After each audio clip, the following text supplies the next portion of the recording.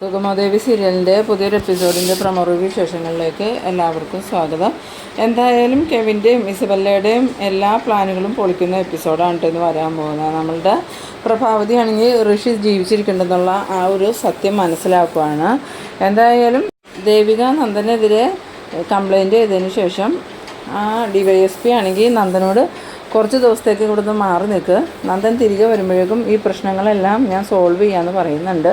പക്ഷേ നന്ദനാണെങ്കിൽ എന്ത് വേണമെന്നറിയാതെ നിൽക്കുമ്പം ഇസബല്ലയും കെവിനും കൂടി നന്ദനെ നിർബന്ധിക്കുന്നുണ്ട്. ഞാൻ എവിടെ മാറി നിൽക്കാനാന്ന് ചോദിക്കുമ്പം അതൊന്നും നീ ടെൻഷൻ ആവണ്ട, നിനക്ക് മാറി നിൽക്കാനുള്ള സ്ഥലമൊക്കെ ഞങ്ങൾ അറേഞ്ച് ചെയ്ത് തരാമെന്നും പറഞ്ഞുകൊണ്ട് ഈ ഇസബല്ലയാണെങ്കിൽ നന്ദനെയും കൊണ്ട് പോകുന്നുണ്ട്. പോണ വഴിക്ക് ഇസബല്ല നന്ദനോട് പറയുന്നുണ്ട്, നന്ദൻ ഒന്നുകൊണ്ടും വിഷമിക്കണ്ട, നന്ദനെ ആര് കൈവിട്ടാലും ഞാൻ കൈവിടില്ല, എന്നും നന്ദൻ്റെ കൂടെ ഞാനുണ്ടാവും, ദേവി എല്ലായിടത്തും പോട്ടെ എന്നൊക്കെ ഇങ്ങനെ ഉള്ള രീതിയിലാണ് കേട്ടോ സംസാരിക്കുന്നത്. ആ സമയത്ത് നന്ദനാണെങ്കിൽ ദേവികയുടെ കാര്യം ഓർത്തിട്ട് നല്ല വിഷമമാവുന്നുണ്ട്. ദേവികയെ ചതിക്കുമല്ലോ എന്നൊക്കെ ഓർക്കുമ്പം ആ ഒരു ബുദ്ധിമുട്ടുണ്ടെങ്കിലും നന്ദന് ഋഷിയുടെ കൊലക്കേസിൽ നിന്നും രക്ഷിച്ചത് ഇസബല്ലയും കെവിനും ആയതുകൊണ്ട് ഇവർ പറയുന്നത് അനുസരിക്കാതിരിക്കാനും പറ്റില്ല.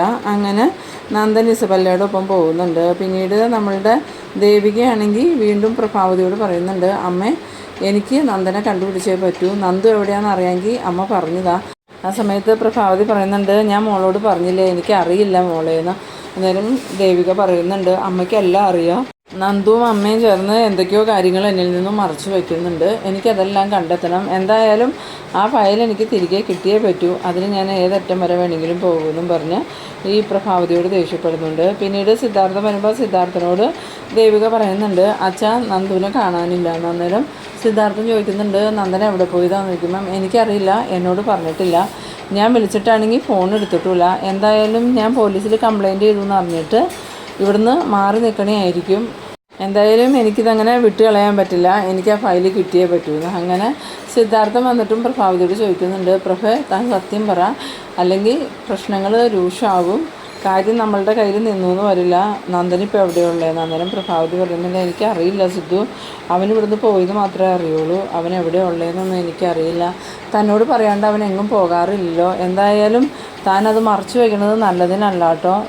ദേവിക കണ്ടെത്താതിരിക്കില്ല, ദേവിക കണ്ടെത്തൂല എന്ന് കരുതിയാൽ താനിത് രഹസ്യമാക്കി വയ്ക്കണമെങ്കിൽ അത് വെറും മണ്ടത്തരായി പോകട്ടോ എന്നൊക്കെ പറയുമ്പം പ്രഭാവതി പറയുന്നുണ്ട്, എന്താ സിദ്ധു ഞാൻ പറഞ്ഞിട്ട് സിദ്ധുവിന് വിശ്വാസമായില്ലേ, എന്തൊക്കെ പരീക്ഷണങ്ങളാണ് ഭഗവാനെന്നും പറഞ്ഞുകൊണ്ട് പ്രഭാവതി അങ്ങോട്ട് പോകുന്നുണ്ട്.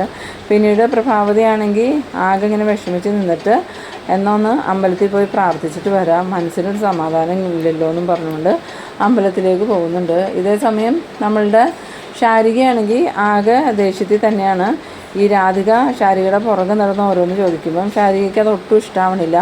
ശാരിക രാധികയോട് ചോദിക്കുന്നുണ്ട്, അമ്മയുടെ പ്രശ്നം എന്താ, അമ്മ എന്തിനാ ഇങ്ങനെ എൻ്റെ പുറകെ നടന്ന് ശല്യം ചെയ്യണേ, ഞാനൊരു വ്യക്തിയല്ലേ, എന്നെ ഒരുപാട് ഭരിക്കാനൊന്നും അമ്മ വരണ്ടെന്ന് പറയുമ്പം അതേടി നീ ഒരു വ്യക്തിയാണ്, നിന്നെ വളർത്തി വലുതാക്കിയത് ഞാനാണെങ്കിൽ നിന്നെ ഭരിക്കാനും എനിക്കറിയാമെന്ന് പറയുമ്പം ശാരിക പറയുന്നുണ്ട്, അമ്മയല്ലേ വളർത്തി വലുതാക്കിയത്, അതും പറഞ്ഞുകൊണ്ട് അമ്മ എന്നെ ഭരിക്കാനൊന്നും വരണ്ട, ഇത്രയും നാളും അമ്മ എന്നെ ഭരിച്ചില്ലേ, ഇനി എൻ്റെ കാര്യങ്ങൾ തീരുമാനിക്കാനേ എനിക്കറിയാമെന്നും പറഞ്ഞുകൊണ്ട് ശാരിക പുറത്തേക്ക് പോകുമ്പോൾ രാധിക ചോദിക്കുന്നുണ്ട്, നീ ഇതെവിടെ പോകുക അടിയുന്ന. അന്നേരം ഞാൻ എവിടെയെങ്കിലും പോട്ടെ, അമ്മയ്ക്ക് എന്താണെന്ന് ചോദിച്ചുകൊണ്ട് ശാരിക ദേഷ്യപ്പെട്ടുകൊണ്ട് അങ്ങോട്ട് പോകുന്നുണ്ട്.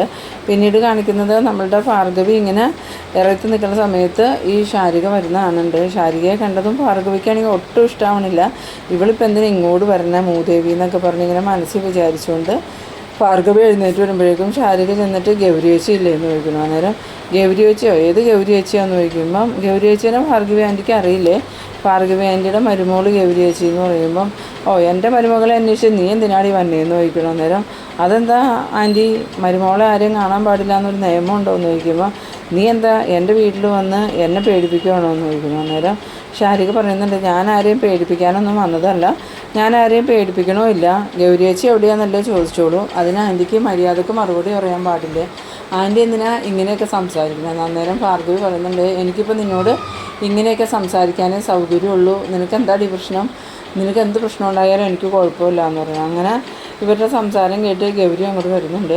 ഗൗരിയെ കണ്ടതും ശാരിക ഗൗരി ചേച്ചി എന്ന് പറഞ്ഞ് വിളിക്കുമ്പം എന്നാ ഗൗരി ചേച്ചി നീ നിൻ്റെ പണി നോക്കടി എന്ന് പറയുമ്പോൾ ഗൗരി ഭാർഗവിയോട് പറയുന്നുണ്ട്, അമ്മ എന്താ ഇങ്ങനെയൊക്കെ സംസാരിക്കണേ, അവൾ എന്നെ കാണാനല്ലേ വന്നേ, അവൾ എന്തിനാ വന്നതെന്ന് ചോദിക്കട്ടെ, എന്താ ശാരിക നീ എന്തിനാ എന്നെ കാണാൻ വന്നതെന്ന് ചോദിക്കുമ്പോൾ അത് ഗൗരി ചേച്ചിയോട് എനിക്കൊരു കാര്യം പറയാനുണ്ടായിരുന്നു എന്നും പറഞ്ഞ് ഈ ശാരികയാണെങ്കിൽ ഗൗരിയെ വിളിച്ചുകൊണ്ട് പോകുന്നുണ്ട്.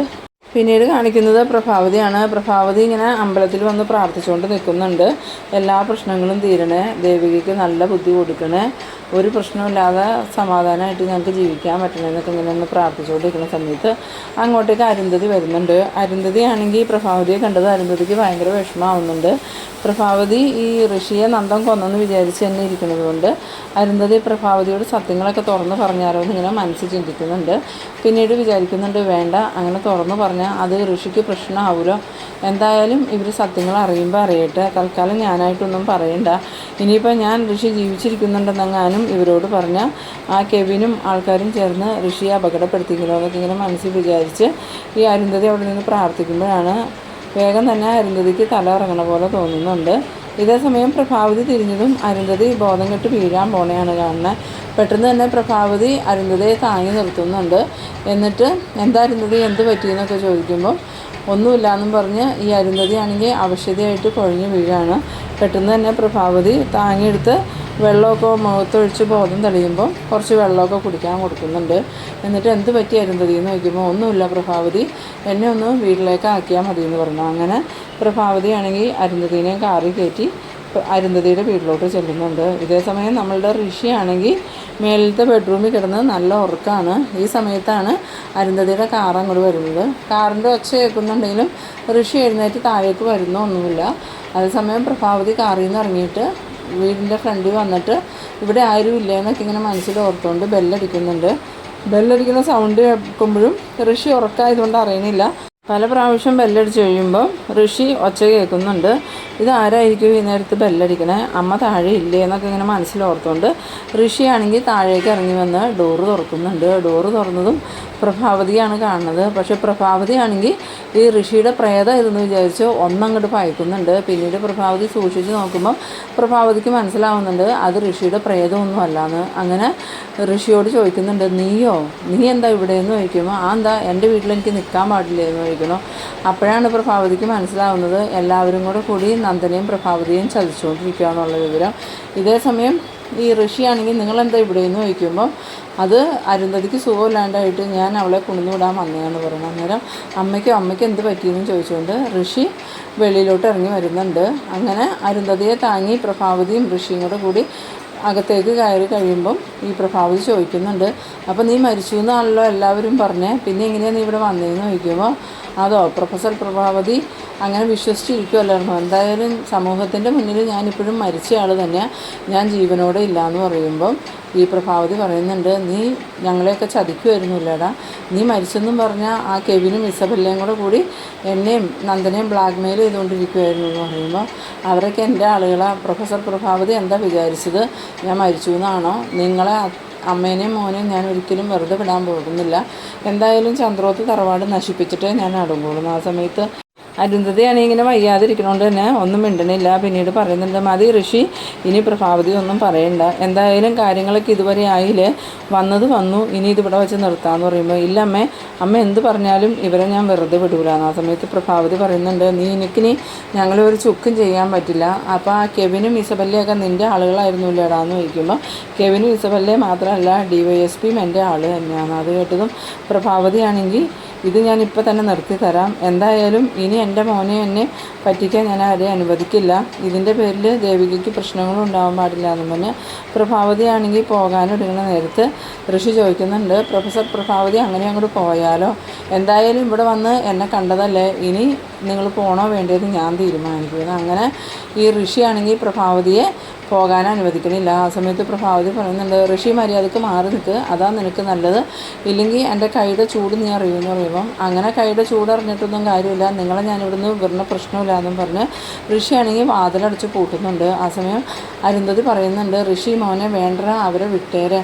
ഇല്ല അമ്മേ, അവർ പോയിട്ടുണ്ടെങ്കിൽ ഞങ്ങൾ പ്ലാൻ ചെയ്തതുപോലെ ഒന്നും കാര്യങ്ങൾ നടക്കില്ല, ഞാൻ പ്ലാൻ ചെയ്തതുപോലെ എല്ലാ കാര്യങ്ങളും നടന്നാലേ ഈ സത്യങ്ങൾ പുറത്തറിയാൻ പാടുള്ളൂ. അന്നേരം പ്രഭാവതി പറയുന്നുണ്ട്, ഋഷി നീ എന്തൊക്കെയായി ചെയ്യണേ, നിന്നോട് ഞാനൊരു തെറ്റ് ചെയ്തു, പക്ഷേ നീ ഇപ്പോൾ അതിന് പ്രതികാരം ചെയ്തുകൊണ്ടിരിക്കുന്നത് ദേവികയോടാണ്, ദേവികയല്ലേ രണ്ടാമത് ജീവിതത്തിലേക്ക് തിരിച്ചു കൊണ്ടുവന്നത്. അതുകൊണ്ട് ദയവ് ചെയ്ത് നീ എന്നെ പറഞ്ഞു വിട്, ഈ അഭിനയം നിർത്ത്, എൻ്റെ മോനെ രക്ഷിക്കുമെന്ന് പറയുമ്പോൾ ഋഷി പറയുന്നുണ്ട്, ഇല്ല, ഒരിക്കലും ഇല്ല, ഇനി നന്ദനും ദേവികയായിട്ടൊരു ജീവിതം ഉണ്ടാവില്ല. എന്തായാലും ഇസബല്ലയ്ക്ക് നന്ദനിലൊരു കണ്ണുണ്ട്. അത് ഇപ്പോൾ തുടങ്ങിയതൊന്നും അല്ല, പഠിക്കണ കാലം തൊട്ടേ ഇസബല്ല നന്ദനെ ആഗ്രഹിച്ചതാണ്. അത് ലഭിക്കാൻ വേണ്ടിയിട്ട് ഇസബല്ല ഏതറ്റം വരെ വേണമെങ്കിലും പോവും. അതുകൊണ്ട് ദേവികയും നന്ദനുമായിട്ട് ഇനിയൊരു ജീവിതം ഉണ്ടാവില്ല. നിങ്ങളാണെങ്കിൽ പുറലോകം കാണാനും പോണില്ല എന്നും പറഞ്ഞുകൊണ്ട് പ്രഭാവതിയെ പിടിച്ചു വലിച്ച് റൂമിലിട്ട് പൂട്ടുന്നുണ്ട്. ഈ സമയത്താണെങ്കിൽ അരുന്ധതിക്ക് വയ്യാത്തത് കൊണ്ട് തന്നെ ഇനിയിപ്പോൾ എന്ത് ചെയ്യും ഭഗവാനെന്നൊക്കെ ഓർത്തിങ്ങനെ അരുന്ധതി വിഷമിച്ച് നിൽക്കുന്ന ആ ഒരു സീനിലാണ് ഈ എപ്പിസോഡ് അവസാനിക്കുന്നത്. അപ്പോൾ നിങ്ങളെൻ്റെ വീഡിയോ ആദ്യമായി കാണുന്നവരാണെങ്കിൽ ചാനലൊന്ന് സബ്സ്ക്രൈബ് ചെയ്യാനും ഇഷ്ടമായാൽ ലൈക്ക് ചെയ്യാനും ഷെയർ ചെയ്യാനും മറക്കരുത്. അപ്പോൾ ഇതുപോലെ ഇൻട്രസ്റ്റിംഗ് ആയിട്ടുള്ള അടുത്തൊരു എപ്പിസോഡുമായി വീണ്ടും കാണാം. അതുവരേക്കും ബൈ ബൈ.